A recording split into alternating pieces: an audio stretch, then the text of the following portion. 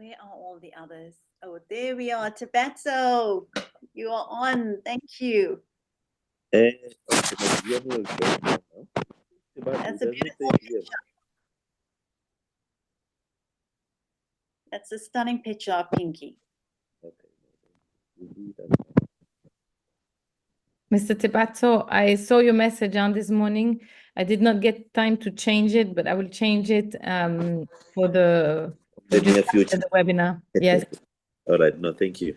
the day was hectic, yeah. So it was back to back, and I have to open up all the graphic programs and get back to the files. So I needed that 20 minutes to do that. So All right. No, thank you. I'll just see with Mandisa where she might be. Up.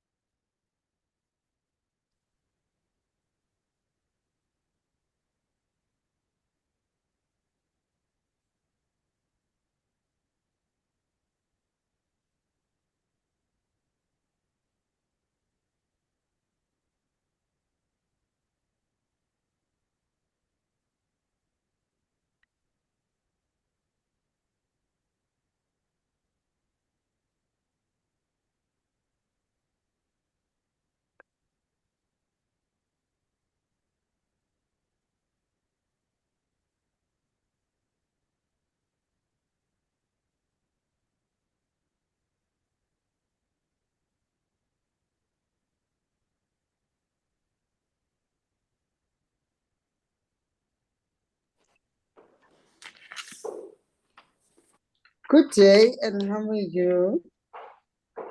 Good morning.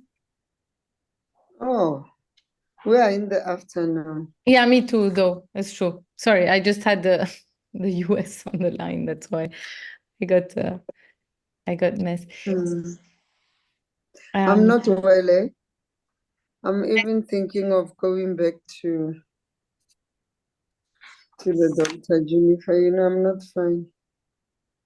No. I'm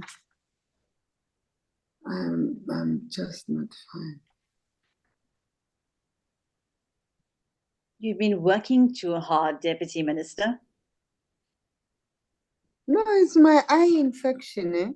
That's why I will not even come through my eye. It's not just fine. Ish. And I went to the ophthalmologist in the morning, but I just feel I'm still not well. Hey. Do you want us to try to group your part at the beginning so that you can log off if you wish to? Yeah, so which ones were mine? So we put wait, let me get down to them. We had the cultural aspects. We had two questions. That was, what role do you see for women in shaping the future of the mining and gem sector, particularly in terms of trade and industry standards? And the other one was, how do cultural factors influence government policies related to the mining and gem sector, particularly concerning women's participation? And then we had another one that was related more to entrepreneurial factors. And for you, it was, what steps have been taken to monitor gender placement all along the value chain of precious minerals in South Africa? And if none, how could this be implemented? The idea here is, let's say, what tools could be put in place or are in place to monitor if women are mainly working in the design sector or in the jewelry sector or in the mines, if they have certain functions that they get, let's say, locked into, which I think it was interesting to know, also to give the idea to women of what are the jobs they actually could access to. And if they get stuck in them because of habits or because of, let's say, gender imbalances in this repartition. That was the idea behind this point. And we did a bit less questions because we know that there's a lot that is shared. And so that we could let them open, but somehow also be within the hour and a half webinar that is expected. Is that okay for you as questions?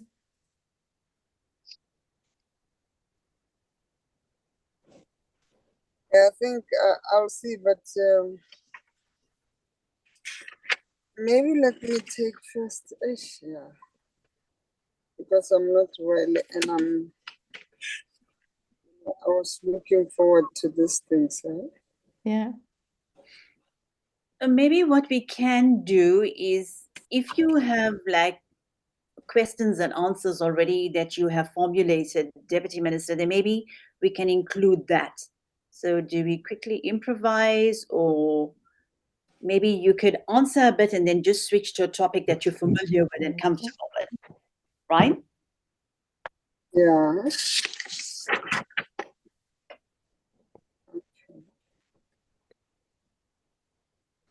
Okay. So, Mandisa is just- coming online. okay, cool. And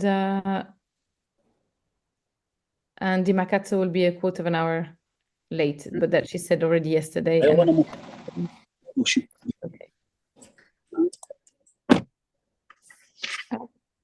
I'm asking these guys just to take me to the doctor now.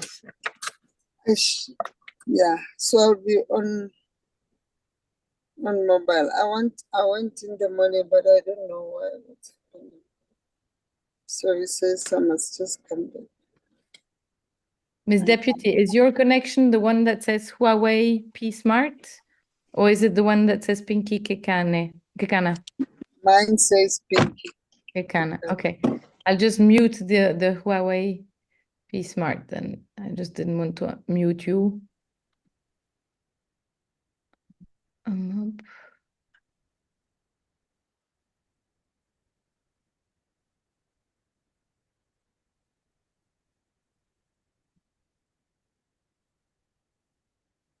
Oh, I muted you, Ms. Deputy Kekana. It was not my intention. Oh yeah, I'm unmuted. Sorry. Yeah.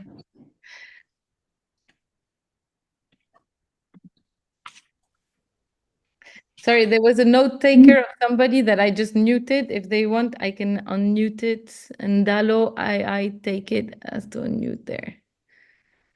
So here we are. Good. I'll just give 1 minute for people to log in. And thank you for all for keeping it muted. I was going to say that was one of parts of the house rules, if we can call it house rules, online rules. There, I have somebody that I can mute. Who is Seipati? So is moved. Okay, muted. Good. Great. Good. I'll slowly be starting in with welcoming you all.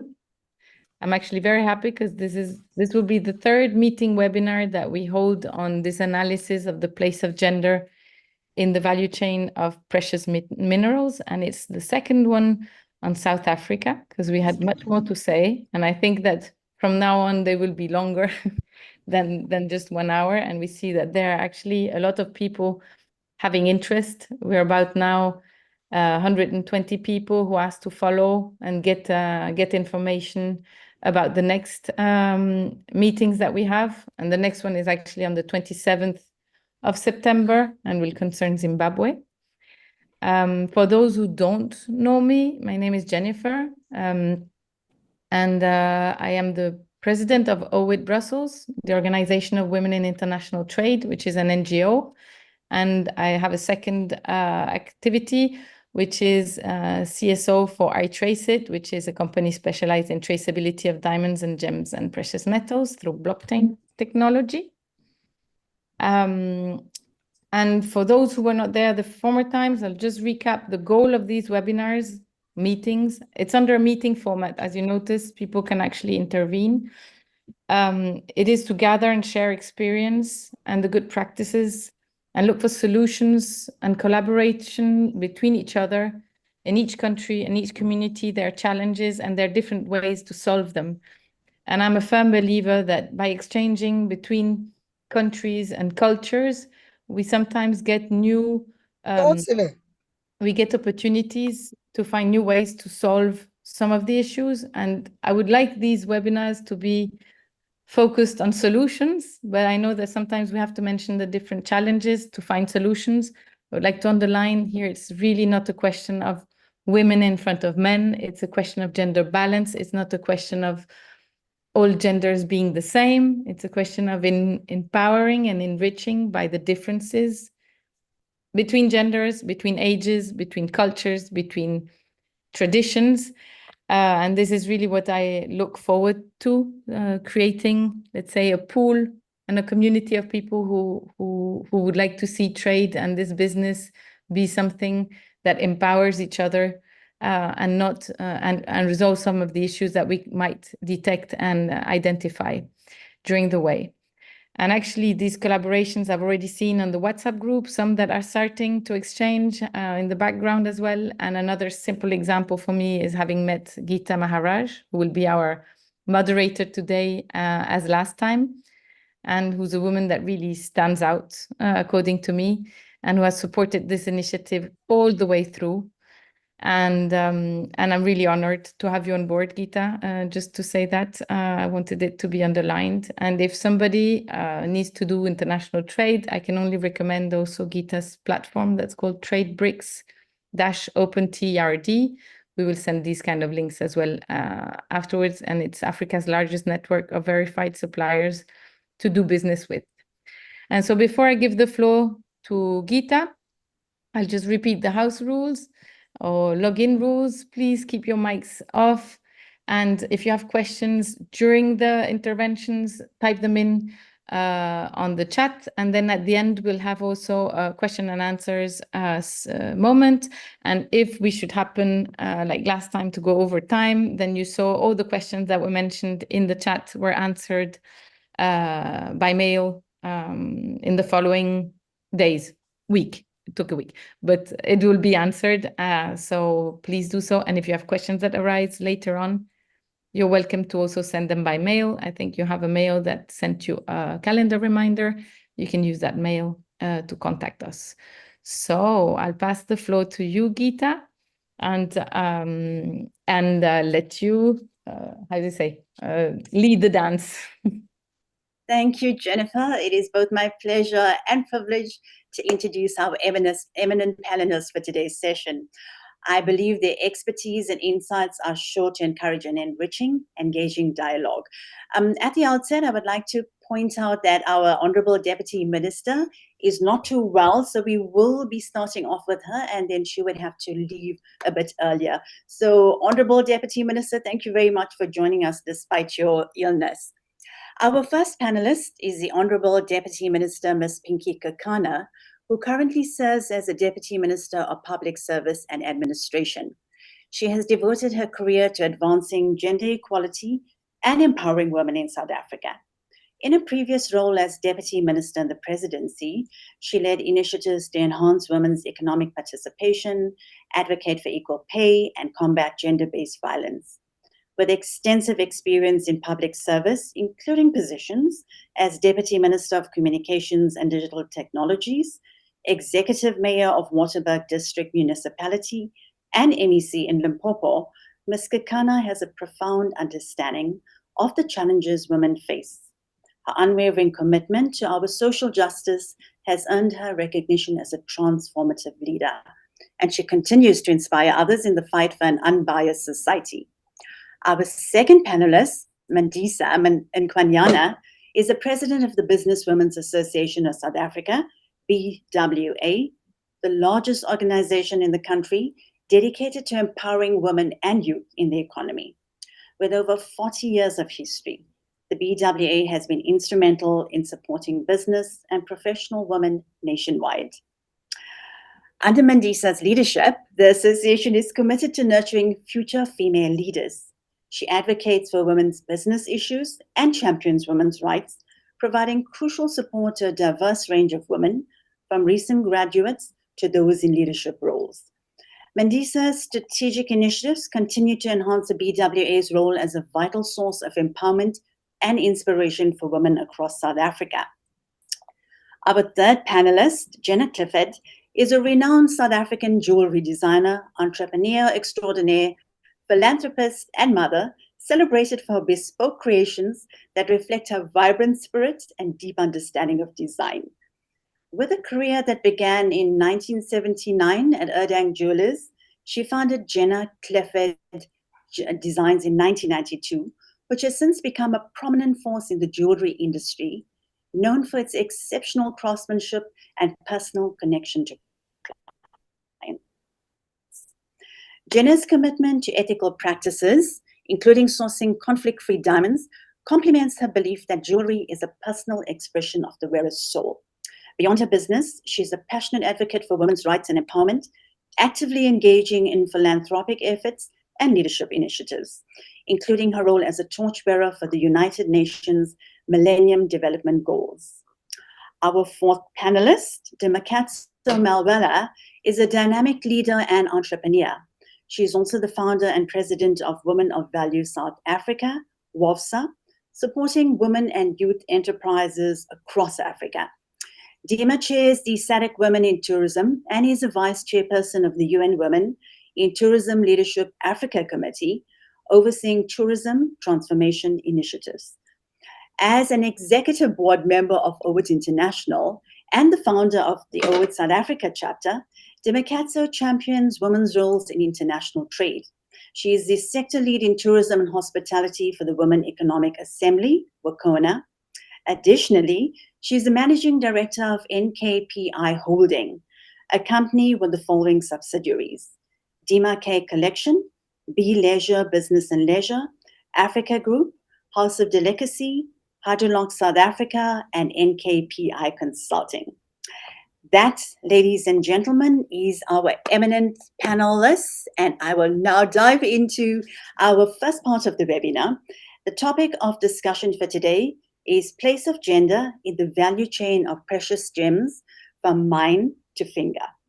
So the first part concentrates on the cultural aspects and is a follow-up from the first webinar. Honorable Deputy Minister, we will start off by hearing your thoughts on the role of women in shaping the future of the mining and gem sector, especially regarding trade and industry standards. Thank you very much, Gita, and good afternoon to our group panelists. And I think I really appreciate the opportunity. And like you said, I'm not well. I have an eye. I did an eye op some time ago, so it's not doing well. I don't know why. But I hope to meet the ladies in person. And Gita, please organize that because we had a session at some point, and then I would also want to meet them in person at some point. Maybe just to look into the role that you think women can do in shaping the future of mining, looking also at the cultural aspects. We have a crucial role as women in shaping the future of the mining and gem sector in Africa. And I'm saying in Africa because we have the African Continental Free Trade Area, and that's a platform where we also have to expand our participation. we have this role to play, especially in terms of trade and industry standards. And the involvement of women can drive significant changes and improvements across various aspects of this sector. Firstly, when we look at leadership and decision making, the boardroom influence that women have. So women in leadership positions can influence company policies, can promote ethical practices, and ensure that trade and industry standards align with broader societal goals, including sustainability and corporate responsibility. That's the first aspect. But we also look at policy development, where women can advocate for and help to develop policies that address issues such as environmental protection, because we know the issue of climate change is a critical one. And we know that in Africa, and South Africa in particular, the issue of environment has been a challenge to all of us, especially where rehabilitation issues and other related issues, acid rain, acid mining areas, and so on, they have been a challenge. And it's unfortunate that these activities happens in rural areas where all the critical mines are in the rural areas where it's predominantly women and children. So the protection of the environment, fair trade, worker rights, contributing to more robust industry standards. So those are the things that we'll also look at as women. So influencing policy at that level through our participation and leadership. Now, the other area is on economic empowerment and inclusivity. We see women driving entrepreneurial initiative within the sector. In South Africa, we have women organizations that also participate in the mining sector, whether you call AWIMSA, SAWIMA, SAWIMI, women in mining investments, and so on. So there are those women who are in this, and they're advocating for inclusivity in the sector, from small-scale mining operations to gem trading business, fostering economic growth and diversity in the industry. I think we had a very good engagement with Mandisa and the team at some point on how they became trailblazers in the sector, but they had started from difficult situations. And now things are starting to shape up and clearing up for women to also participate. We know the workforce in the mining sector is predominantly male, but the participation of women, even on technical role and management, it's also increasing in the mining sector. So it means, in a way, we are breaking the glass ceiling as women, including because of the challenges of the mining sector, championing the human rights through advocacy and reform, and making sure that we push the protection of workers, creating an enabling environment in the mining sector for women, and making sure that women are there. So these are some of the things that the South African government has looked into, but we are not only alone. NGOs, women in the mining sector, women in business, and all the reforms that have been engaged in are starting to help the participation of women in a big way. Thank you very much. I would like to ask that we should find a way to gather all these women and men that have initiatives on some kind of common place to exchange, to create, as you said, we should meet up in person. And while we can't in person, at least already have a big place where we could communicate to each other and find, let's say, common challenges and solutions to some points. And even when I think of your position, I think other governments sometimes could be inspired, and that governments and government politicians can talk the same language and maybe share and uplift all these initiatives. Entrepreneurs can do it together as well. Employees can do it as well. And then there can be some sort of verticality as well to exchange about the needs from let's say the private sector to the public sector, and how we can have a platform to exchange more and to leverage all this knowledge and gather it at one place. Just a thought. I think you're right. And Geeta must initiate that. Geeta knows there's a platform of women in mining in SADC, and there's also a platform of women in the continent. I think me and her can organize that, and because we may not reinvent the wheel.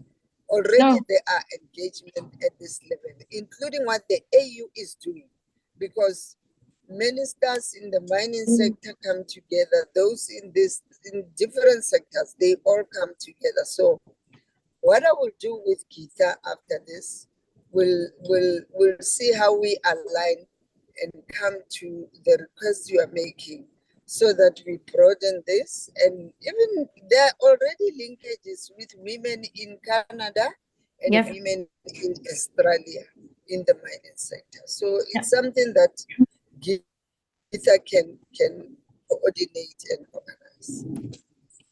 Yes, definitely. Yep, Honorable Deputy Minister, I will gladly do so. I think we've had talks prior, and it has long been in the offing. So I think post the webinar, we would look at a way, as Jennifer says, of uniting all these sectors and bringing them into a holistic environment so we can actually make an impact and have a greater platform for advocacy. So I will gladly give my time and effort, and yes, count me on board, Deputy Minister. Yeah. I actually got a demand today from a company that has a brand that sells to brands. And there are people who are trying to see, for example, what's the impact along the whole value chain of jewelry on the environment. And they're looking for contacts that work in the mines to see what's the impact of mines. So this is a call out. If anybody heard that, then we're looking for information so they can make that. So floor is back to you. Thank you, Deputy Minister, for highlighting such a crucial topic. Talking about women in the mining sector and in the workforce, they currently represent only 15% of the mining workforce. So when we implement supportive policies and promote leadership opportunities for women, we can unlock a wealth of talent and innovation that will benefit the entire industry. Thank you very much for that. My next question: in consideration of how cultural factors influence government policies related to the mining and gem sector, particularly in terms of women's participation, could you elaborate on the cultural factors that influence government policies?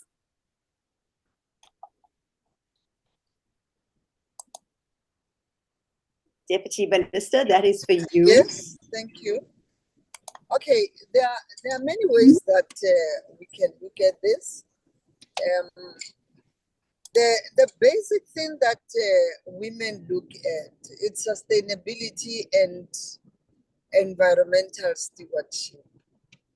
You know, advocacy for green practices. If you look at what the COP, the UN bodies and United Nations bodies through the COPs and many other platforms where we talk just transition and complying to environmental issues. Women are the champions and advocates for green practices. Environment to be kept well because we know Deputy Minister, I think you are being distorted a bit. Can you please check or adjust your mic?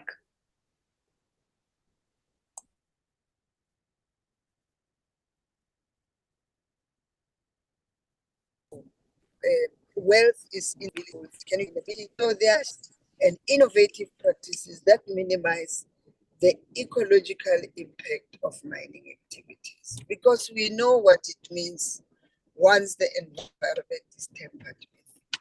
We will be the hardest hit as women because we are the ones who are working that land.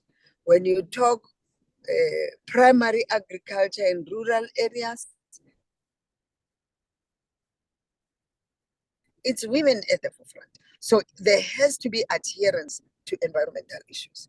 So even on community engagements, women are highly involved, and they also can drive the role of communities in as far as some of these things are concerned, how communities can benefit out of the mining activities, but also how do they also make sure that whatever is done within their community is equitable and sustainable. So it is women who can also drive some of those things. And that is why we encouraging their participation in a big way, because caring for the environment means we want to preserve it even for the future, which is our young people who are coming. Thank you. Thank you.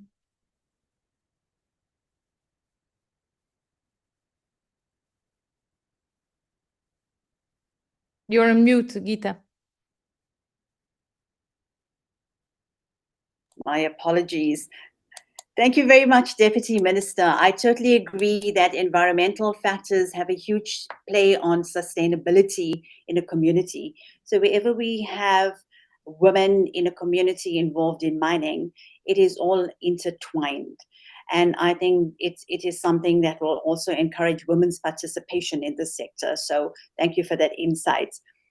I am now moving on to Mandisa.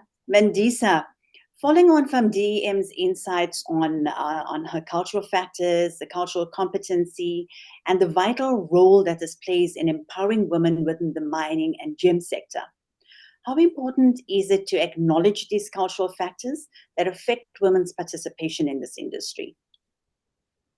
Thank you. Thank you. Good afternoon to the Deputy Minister, to our host, Jennifer, and to you, Geeta, our moderator for this afternoon. And good afternoon to all the people on the webinar.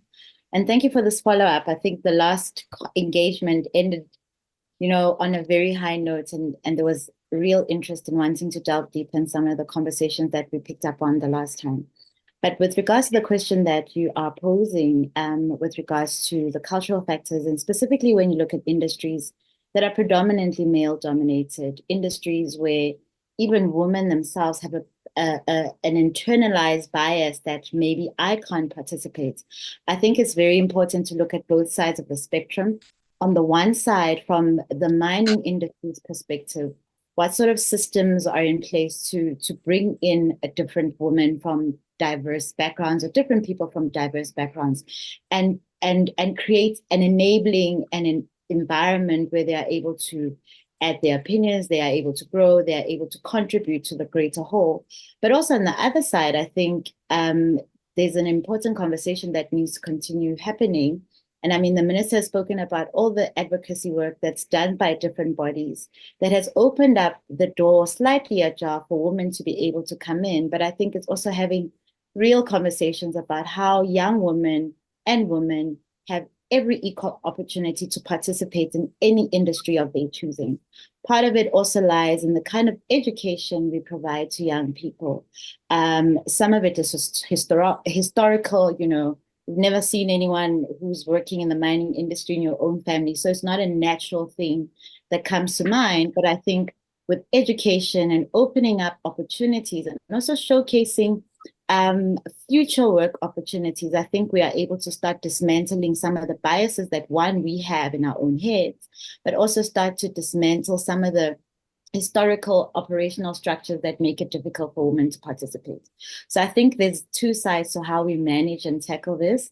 And on our side, and specifically with me, as a woman that's entered into a variety of industries, I think it's really making sure that young people understand the various opportunities that exist in the mining value chain. Women understand the various opportunities according to their skill sets, and we create that environment where women are able to come in and participate effectively.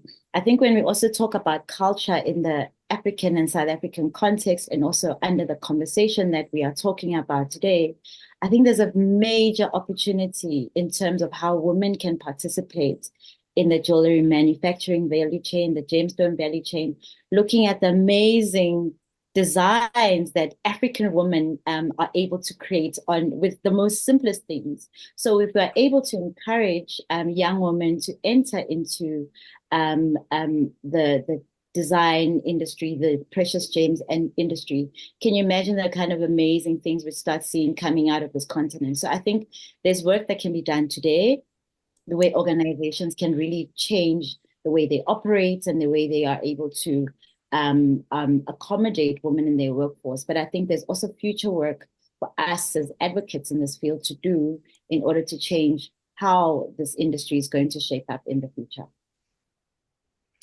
Mandisa, I appreciate your perspectives on cultural competency, and I do acknowledge that cultural factors are essential in shaping women's experiences, women in business and women to enter the business of gems and precious metals.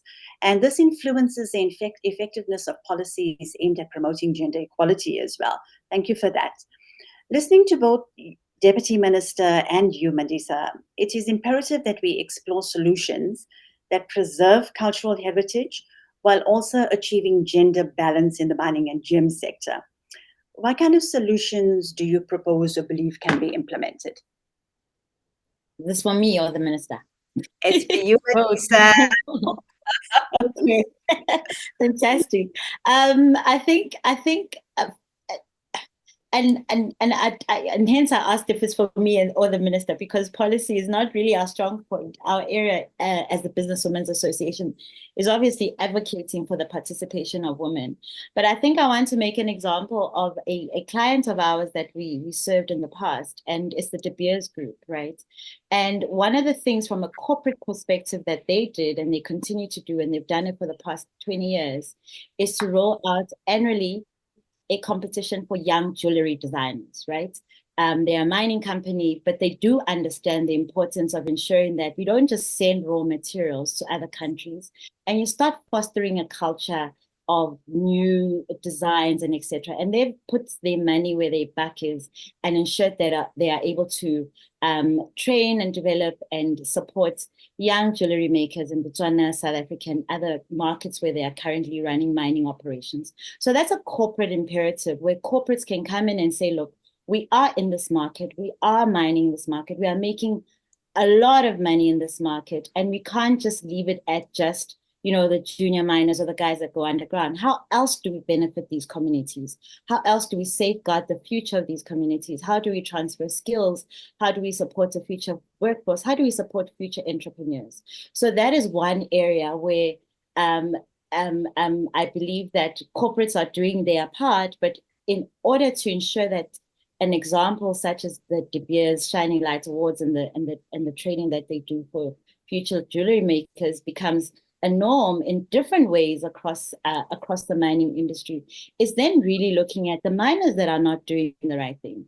What is government doing about it? How are advocacy groups such as AWIMSA and the other bodies in the industry doing to make sure that people are accountable? The minister mentioned a very critical part of the mining industry, which is the environmental factors that happen. The land that is not used for mining anymore, how are we ensuring that we are able to revive that land and there's agricultural opportunities for those communities? So it spans just beyond the actual gems and the precious metals that are pulled from the ground. what community impact can we ensure is driven, protects the community, protects the livelihood of those communities. And I think for us, very critical is holding people accountable, right? If we don't hold corporates accountable, the mining industry accountable, anyone can get away with anything, really. But I think it's really going community by community and seeing what is the impact of company X running an operation in this area? What are the real sustainable impacts of this community for company X actually running an operation in this area? And how then do we step in through policy and advocacy to make sure that communities are protected, livelihoods are protected, but very importantly, there's a future that is being protected. Yeah. So I'll pause right there. No, Yes, but Chair? I was saying that what you're saying is really important, that there is a strategy according to each region or community on the after the mines, or even the while the mines. If the mines are there, the source of material is there, the whole chain of production could actually be done around this area, creating work for after the mine maybe is empty. There's still work that is left due to all this post-production, let's say manufacturing or designing, as you said. So it's very interesting there. I really appreciated that point. Thank you. Wonderful. Thank you for those insights, Mandisa. I think, Jennifer, we are moving on to the second part of our webinar and focusing on entrepreneurial factors. Deputy Minister, we are now moving on to the second stage. Thank you for holding in there. We totally appreciate you and you joining our webinar. It'll be interesting to hear your insights on the current state of gender monitoring along the precious minerals value chain in South Africa. Have there been any specific initiatives or policies put in place to track women's participation and representation at various stages? If not, what are some potential strategies that could be implemented to establish comprehensive gender monitoring systems? It's a bit much, but I will pass that over to you. Look, like Mandisa was saying, there's a lot that we still need to do, especially around women and their participation in the mining sector. I've arrived at the doctor at the consulting room there. So if you hear voices, you must know I'm not alone. So I didn't take the ear thing. So if you look at the monitoring aspect and all other things, one of the things that we have done is the South African Mining Charter, which was adopted in 2004, which requires mining industries to actively change the demographic profile of their employees, that they must increase participation of women in the mining sector, and all other related things. That mining houses also are required to report on their racial and gender splits. So that's what the mining charter also speaks to. But the biggest challenge is how we monitor actually and actively some of these things. So the likes of Mandisa and them, through their organizations, have to come very close and partner with government to say, we think we have to go into this space. We think that certain things are not complied with. The mining charter of 2004, there are still things lagging behind in terms of the mining houses and the mining industry broadly. So those are some of the things that we now have to partner. So that's why the call from me to say, Geeta, beyond this webinar, we have to now come and be systematic and track and trace some of the areas where we think we're not doing that. The Minerals and Petroleum Resource Development Act of 2002. I know it's being amended now and it's been separated. The petroleum one will be on one side and the mineral resources will be on the other. Also there, it was earmarked to look at historically disadvantaged people. So it wanted inclusivity, particularly women. And we know this has not been done in the way that we wanted it to be. So that's where the monitoring and evaluation plays a role, and where you have NGOs and bodies coming into play to say, how do we hold the private sector responsible and accountable on non-implementation of some of these things? Because yes, we want to create an enabling environment for the private sector to thrive, but we also want disadvantaged communities and sectors, women and youth, to also participate in this sector. The law and policies on its own are not enough.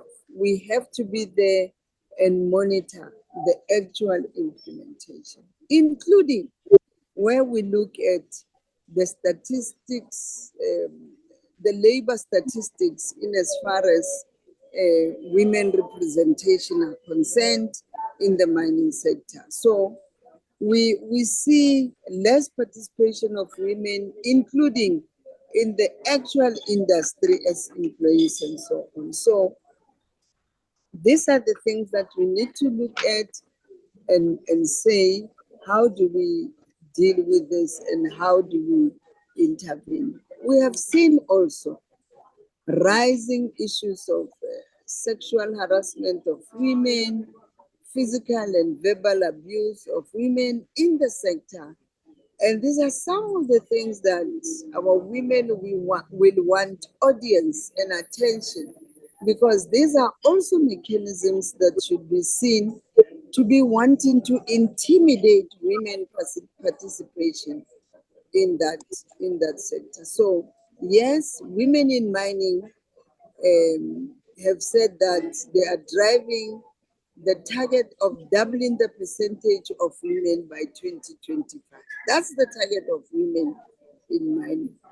And 2025 is next year. So what does it mean? Where are we? So my question to you is that, are we going to miss this target by next year? And this is some of the things that we have to partner and look at beyond this webinar. So we have provided policies for enabling environment as government, and even labor reporting with incentive is in place. So now, where do you meet us as the private sector? How do you meet us as government to move towards achieving this target? Ne? So this is going to be up to you guys, up to the women in this room on this webinar. Actually, it is in your hands, Mandisa, and the rest to say, as government, you have created an enabling environment, you have put policies, you have come up with the laws.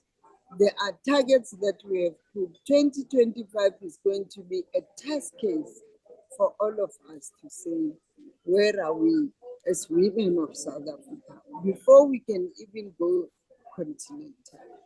So thank you very much for this. This was really a thought-provoking question, Deputy Minister, and I think your overview on tracking women's participation and representation across the sector is indeed of huge interest to our listeners. So just to encapsulate, you say that there are policies in place, but we need more policies and more advocacy to ensure that we have greater scale, to ensure that we have proper systems, to ensure that gender value and gender balance is reached within the gems and precious metals sector. So thank you very much for that. And I think public sector, ladies listening in, private sector needs to come together. We need to advocate more, and we need to ensure that the agenda is pushed forward. So there we go. Deputy Minister has invited you to contribute. Mandisa, And Gita, please the go ahead. Makata is not saved from this thing. She's also having to do her work and contribute. I'm putting Mandisa on the spotlight, but all of us have to deal with all these things. Thank you. I think Jennifer, I'm now going to go into this thing because I'm on the Q&A. Yep. But you'll give me feedback on all these things. Thank you guys so much. thank you very much, Deputy Minister. Yeah, I actually think the private sector, where we can jump in, is if we manage to have examples of companies that are in gender balance and or in cultural balance as well, especially as the Rainbow Nation of South Africa is a good place to do these kind of tests, is to show, to try to have a statistics over the companies that do better, have better resilience when there are shocks, being it the COVID, being it environmental shocks. There are some countries that start gathering information on that to see if companies that actually have more variety have shown more resilience. And until now, results are actually showing that this is the case. The more you have a variety of genders, of cultures, and a balance in genders, balance in all the positions, the more you get a resilience to shocks and an adaptation. So if we had statistics over that, I think it would also push others to do the same because they could see the advantage. And I think it comes down to the pocket somehow. The government could also put more tax-friendly advantages for balanced companies. These kind of indirect teasers that can stimulate the private sector. And on the other hand, the private sector needs to give accountability and numbers on their side. So this is on our side. This is our job. Thank you. I think just on the back of what the minister mentioned, and it's a different example, but I think it becomes a good case study for a variety of industries. The BWA has run a leadership census for the past almost 20 years, if I'm not mistaken. And what this document essentially did was to say, look, we have a problem with executive leadership, board leadership, female representation across South Africa. So we took it on ourselves to actually start measuring, tracking, and holding people accountable. Over the years, we've seen the incremental changes and growth, and we know where the challenges are. And then we are now able to have conversations with industry to say, how can then we assist in closing these gaps? What are the challenges? Is it a cultural thing? So I think it's very critical for the mining industry itself, as well as any other industry where we see that the gender imbalance is quite huge, for organizations that represent women in these spaces to actually do the work of measuring. But I think beyond just the measurement, where we are as an organization as well, is to say, fine, we've measured it, the numbers are there. What are we doing then to create a future pipeline of women that are ready to take up those positions? So I think it's also looking at the full ecosystem to say there's a problem. We know the problem, we've measured it, we've tracked it, and everyone is saying these are the real numbers because we are measuring them and we are verifying them. But then our part then comes in, how then do we start creating programs, training, whatever the case may be, to start filling in those gaps? Because I think sometimes as women, and just generally, it's good talking about the problems, but what are the real solutions in being able to close that gap? And we know it's not an overnight change.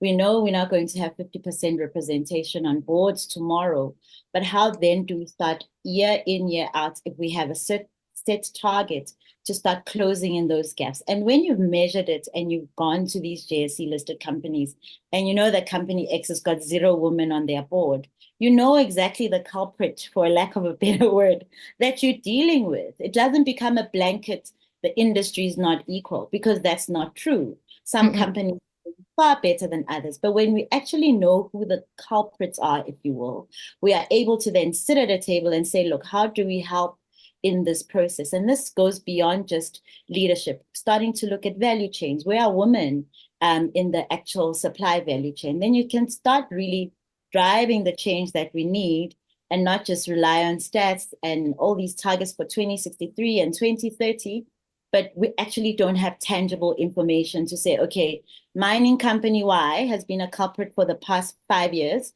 We now have enough information to go back to government to say, listen, company X is not changing. What are you going to do to enforce penalty laws? Or company Y is doing really great. What are you going to do to, give them a high five for that? So I think it's important to really start measuring, but beyond just the measurement, working towards filling in those gaps, because, there aren't enough women, but we know they are.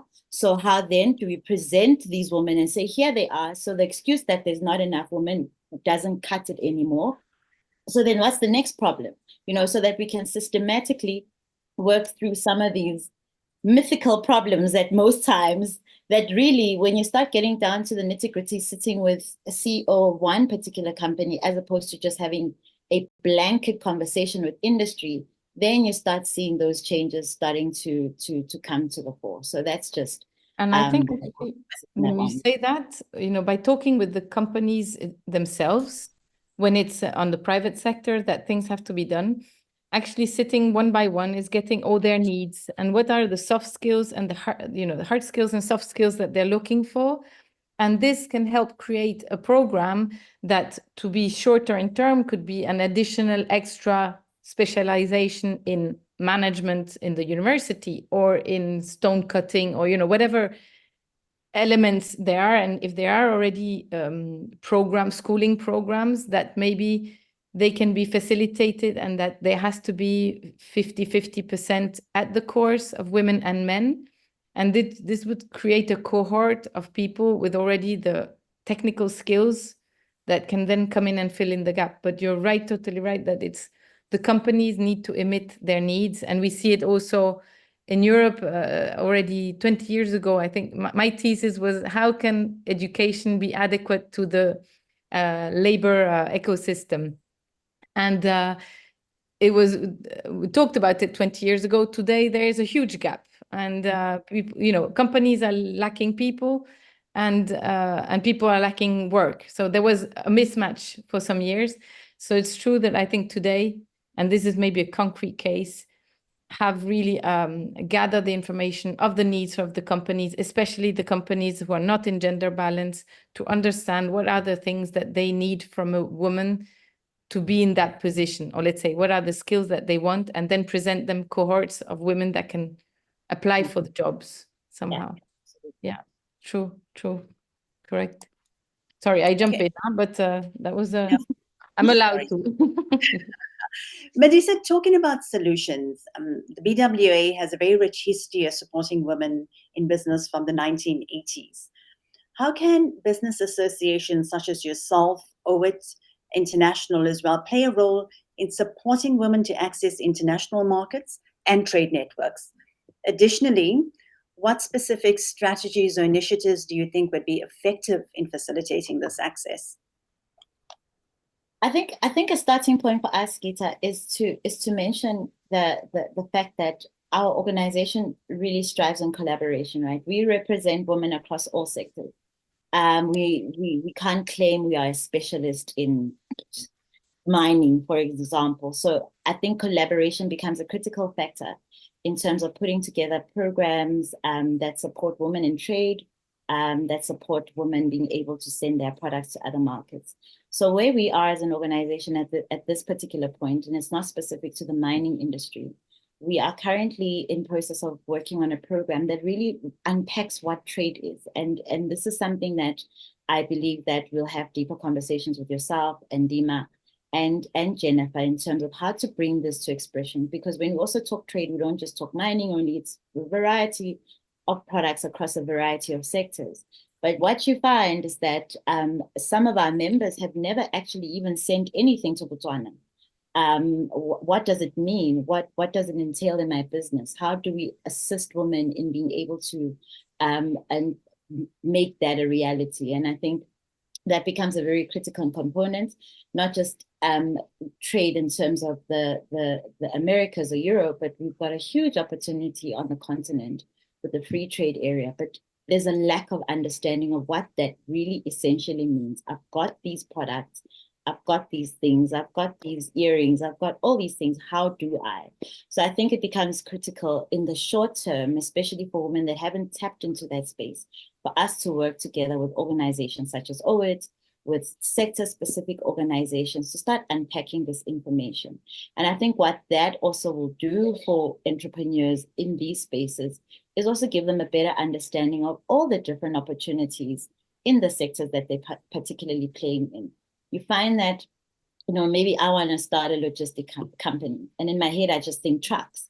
But there are so many other areas in the logistics sector that can use my current skill set to still participate. So I think having those conversations and unpacking that and bringing in women that have walked the journey before becomes very, very critical. And I'm hoping, since the minister has also put us on the spot, I'm also putting you and Owit on the spot for us to be able to sit together and finesse what this really looks like, so that we can send it out to our members, your members, and women really understand how to participate in these areas. And I think, Gita, what also becomes a critical component for us, and in the conversation that you and I have had, is really giving people understanding of what the platform open trade really is. Because I think we have a very amazing short-term solution for the ones that are ready to start entering into that space, and the ones that will be ready next year, we prepare them for that. And I think what you'll pick up from me as I talk, we need to start getting to a level where we are building pipeline of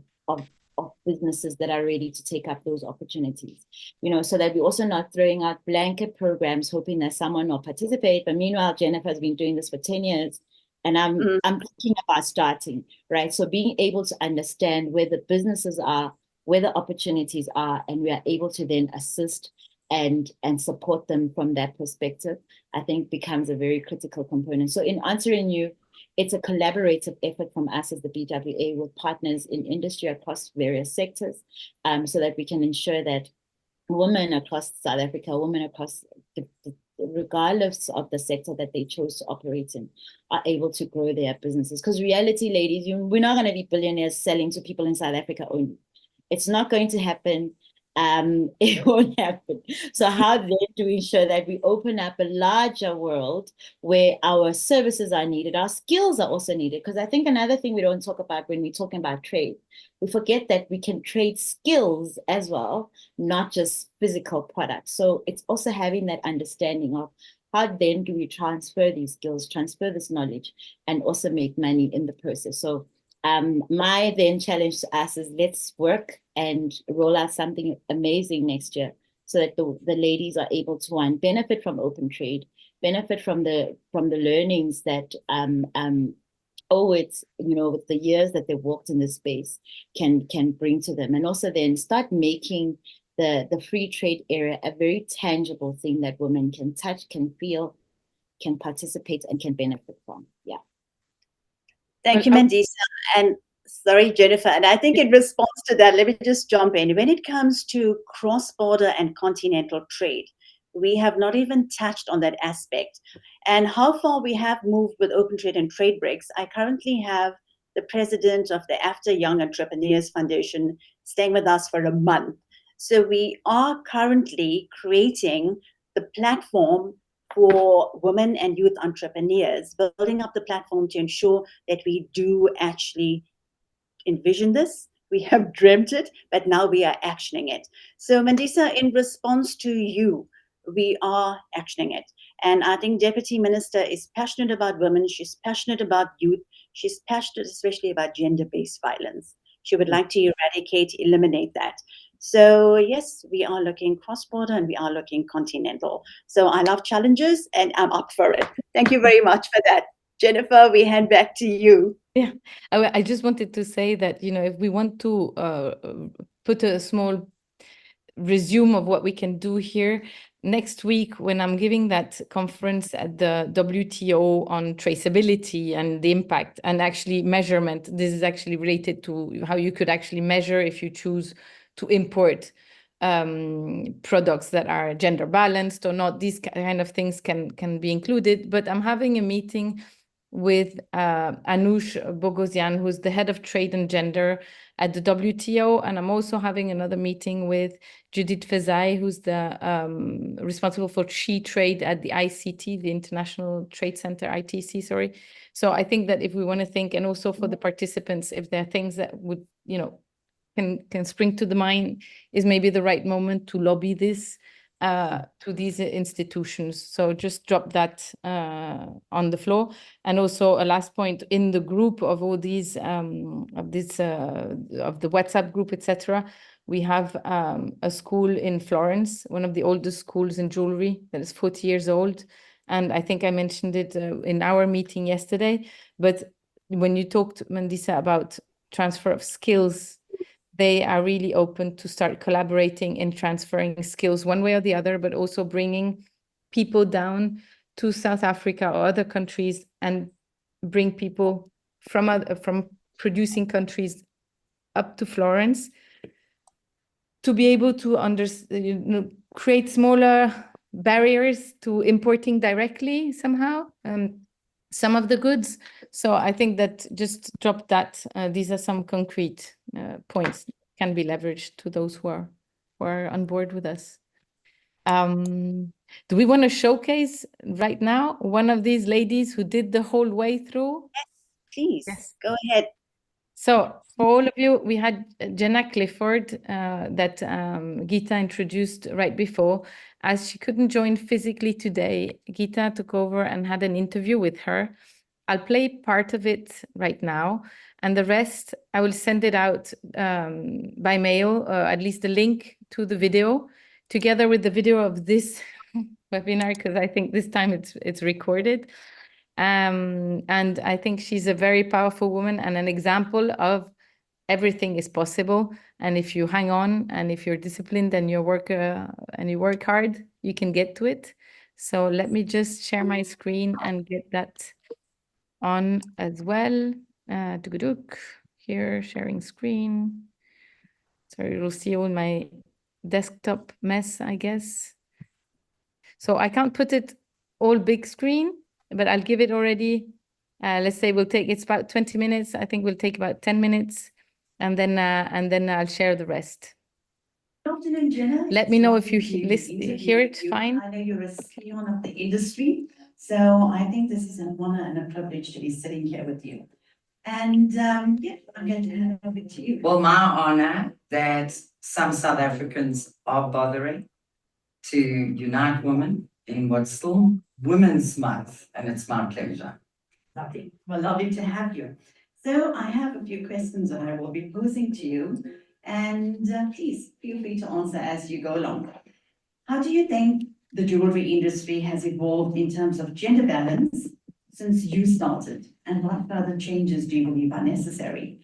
Okay, I think just in a nutshell, when I entered the jewelry arena in the late 70s, women were not in factories, not in production, etc., and really not wanted because it was seen contextually in the order of the day in most industries.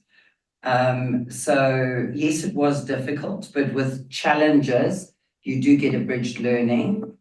More women have come into the industry, but I think with the contextual interplay with South Africa at the moment, in the jewelry industry, which the offtake is gold, silver, platinum, is extremely low. And from my entry, when I looked at the tonnage of production of all jewelers in the early 80s, we were doing 14 tons as jewelers. Wow. And today we're under half a ton nationally in that. So it's definitely demised itself. Also, the gold price internationally has obviously materialized to quite high numbers. Our rand isn't the value that it used to be in the days I entered the trade because we vacillate between 18 and 19 to a dollar. So this all affects an industry. Of all the people trained in our industry, including degreed goldsmiths with design in the backing, less than 3% of all qualified can actually get a job in the trade today within our country. So there are a number of heavy factors affecting our industry, and there's some good factors with the price of gold, but I don't think the beneficiation is going into the industry, because a lot of our steel, gold, silver, minerals, iron ore gets extrapolated, brought in other countries, and then re-imported.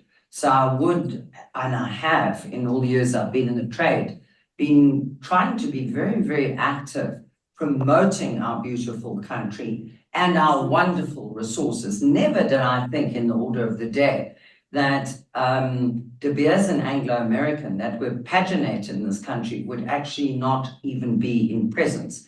And Kimberley is no longer the place, it's now Botswana. So I think all of these things have not only affected our industry, they've affected our tourism, which is another big part of the extension of what we do. Absolutely. In an industry. Ah, wonderful. So Jenna, looking at your background, you've been a very strong advocate for young female entrepreneurs and women coming into the jewelry industry. So in both your business practices and your personal philosophy, can you, I'm smiling, can you see? I can see that. Can you share some of the initiatives you've implemented to support women within your company and the broader community? I know you. I think just in a quick nutshell, I've done a lot of civil work. So even for women, I was appointed many, many years ago as president of what was in those days National Association of Women Business Owners, which was largely contextually in the order of the day. Even though we'd had democratic change, we still had Executive Women's Club, NABU and Pro Waldo. Women hadn't united. So that was one big drive for me as president, to speak to the other presidents to put an amalgamation for a formulation of women, which became Business Women's Association. And I just feel deeply, no matter what the efforts of women have been, women still bat in the 1% club, yet, both in South Africa and internationally, including the United States, they occupy over 52% of populace. So the results are not moving at the base to the fiscal output and the well-being of women and their careers. So we all understand as women, having babies and that sets you quite back, because maternity leave knocks you off your post, or it gives a back narrative, even with other women, to say, oh, it's a baby, an airhead, not at work, which is not the conduct of necessarily all women. Do you understand? That's true. Yeah. So that's the point. So there's a lot of these speculation narratives that change, but they don't really change. I think women need to be in business. The planet does need women in its equal. And I'm not just attesting to wonderful spiritual practices like the Baha'i, where they will see a bird flying as one with a female wing and a male wing, and the fuselage is almost in the great religions, the G-O-D. You've got a fuselage as the O and the two wings. So the parity isn't there. It's not in there in industry. As you know, mining is usually a very heavy duty. I have attested women are in mining now driving machines because they're better drivers, they're more conservative. Just like in all our insurance models, women do look after things better, they pay back better, yet they are not afforded those rights. So this is a very boring narrative over and over. But from a 65-year-old woman, I can tell you it's irrevocable, the behavior. And women that do get to the top of their fields, if they are not fully connected, they're not there. So they're usually fully connected, which means they're family of or in the tight gambit. But that excludes women and men of talent within a deep power of resonance to transcend their lack of education or whatever, because passion sorts that out. So not everybody's given the best opportunity, like sports people before, where the colloquial was saying, well, only some of you are going to the Olympics. It should be an open gambit for the best output of the best results. And we have had women in the world and in South Africa that have been incredibly good leaders. But what they've had to go through in tenor and abuse to still stand proud is really something that you can't expect from all, because not all are built like tanks to take total abuse and still come out. You know what I'm saying? So that's generally my sentiment, and it's fully underpinned with statistical analysis. Brilliant. Jenna, I'll send the rest because it's really passionating, but it's just not to have a recording on for people who are online, and that we optimize the minutes that we have left. So I'll just stop sharing here, but I like the frank speaking of Jenna Clifford. I think she's inspiring. I think she, built it up from scratch. And she says one thing that is so true. Women have to fight sometimes so hard to get to the same place. And so we do access it now in most cultures, most countries, but at what cost? And that's what's unfair somehow. Same thing for people who come from families with less wealthy or less connections. Should not be like that. She's totally right. We miss out on talents doing this kind of practices. Di Macazzo is online as well, I think. She has joined. Yes, she's just indicated. Great. Welcome, Di Macazzo. Hey, good afternoon, ladies. How are you? We're good. And you just heard Jenna Clifford talking about that the fact of the jewelry production reducing and the mining reducing in South Africa impacted also the tourism. So here's the update for your side. No, thank you so much for having me, Gita. Katso, yep. So I'm just going to give a brief overview. Ladies and gentlemen listening in, Demakatso is an example of an actionable project supporting women entrepreneurs in the gems and fashion industry. So Demakatso, welcome. You have joined in late, but lovely to have you on board.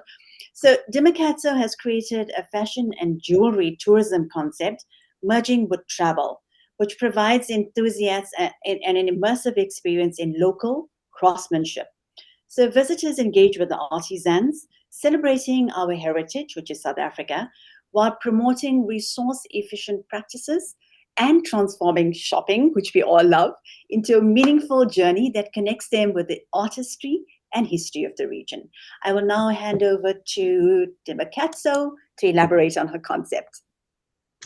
Thank you very much, Program Director, for the introduction. And yes, indeed, I am humbled and honored to be part of this platform and discussion. As it has been mentioned, my name is Di Macazzo Malwela. I am known for tourism. So if you want to ask anything, Jennifer knows about it as well.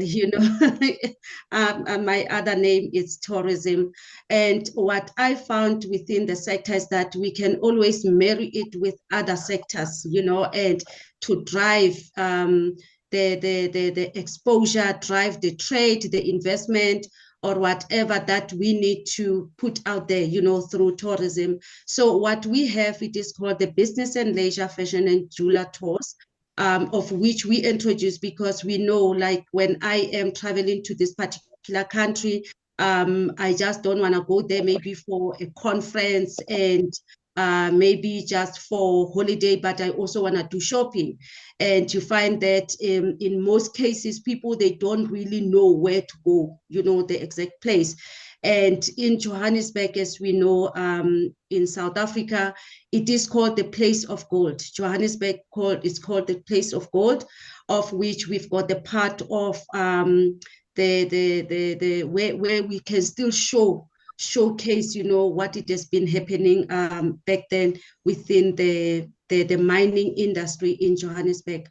So we run within our program, we work with mainly, women. As I was listening to the presentation or the interview, Siskita, which you were having, I am so inspired, from the previous presenter.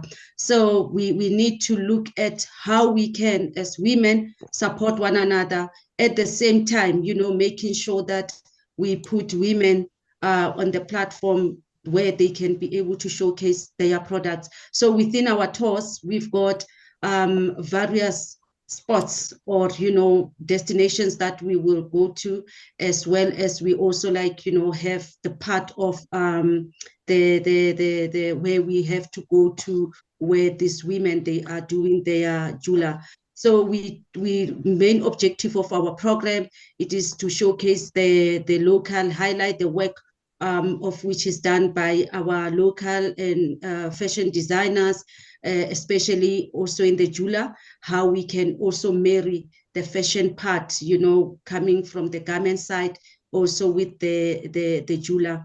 We also look at to promote the cultural exchange. So we not only looking at South Africa, but we also, because Malaysia is also in other regions in Africa, we already have our partners and the women, the regional coordinators and directors in Ghana, in Cote d'Ivoire, in the Southern Africa as well. We are very strong there. So we are very much open even now, with the other people who are in this meeting to want to engage further with us. And we also facilitate the business networking. So when we are doing our tours, it's not just, a normal tour when you wake up in the morning and then we just touring, going around, but we also have the part of, the where we offer the platform for networking and, to also showcase the part of the, sorry, Sorry, the I'm muting. There's some that unmuted. That's why Oh, okay. Sorry. To showcase, to talk about the opportunities within the industry, where the destination, where this whole program is happening. So currently we are doing that in Johannesburg, but we also, from the tourism perspective, we also want to enhance everything with the travel experience, where you not only just gonna be going around, seeing the jula, going to shop and, but we also want you to do the sightseeing. The nice thing about the Johannesburg one is that it happens at the Gold Reef City, where there's a mine tour. And after that, we've got the whole adventure. It's like, you can now start experiencing the whole part of other things that happen in the Gold Reef City. My thing is not that long. Our popular destination at this particular moment is Johannesburg, Gold Reef City. It's Joburg itself, Cullinan Diamond Mines. We've got Sandton City, for shopping. We also have other shopping malls like Mall of Africa, where you can also go see the jewelry shops there. We've got the Johannesburg district, and we also looking at the key components. We also do at the end of our program, we do the fashion shows, so whereby we bring together the elements that we spoke about, and then we can showcase the jewelry that are made by especially women, designed by women.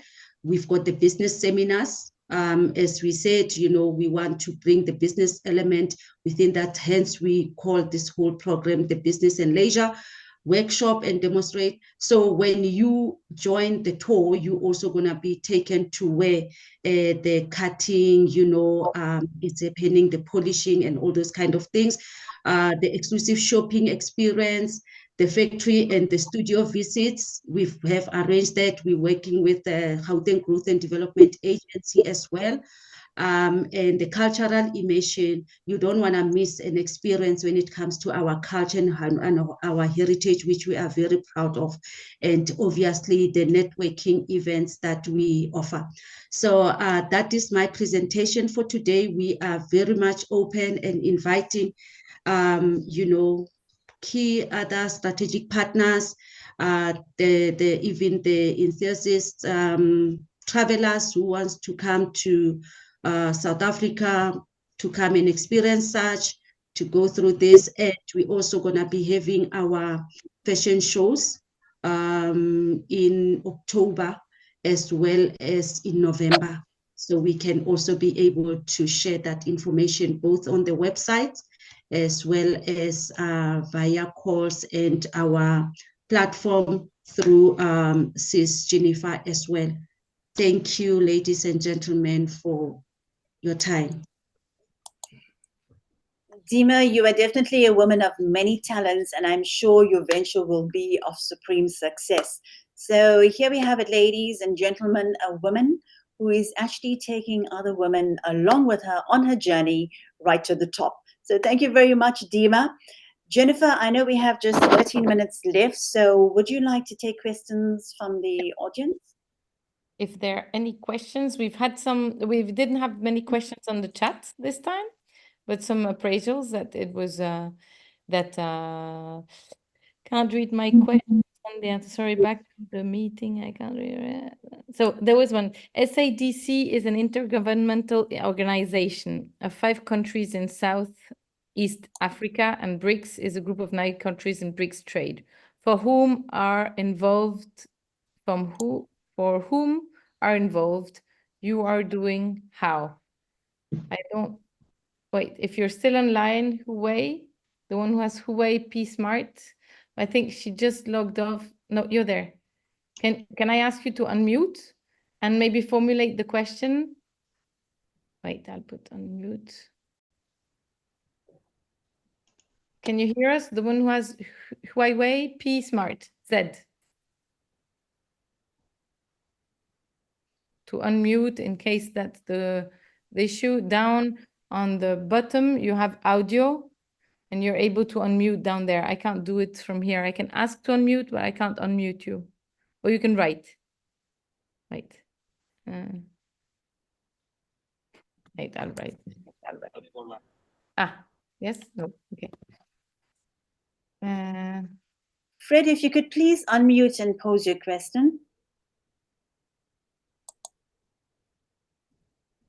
No, it was not Fred. It was Huawei. Well, okay. I don't get a return on that point. So Okay. they said they were late. Sorry, meeting. Can't read. Sorry, back to the meeting. I can't read my questions and the answer. Oops.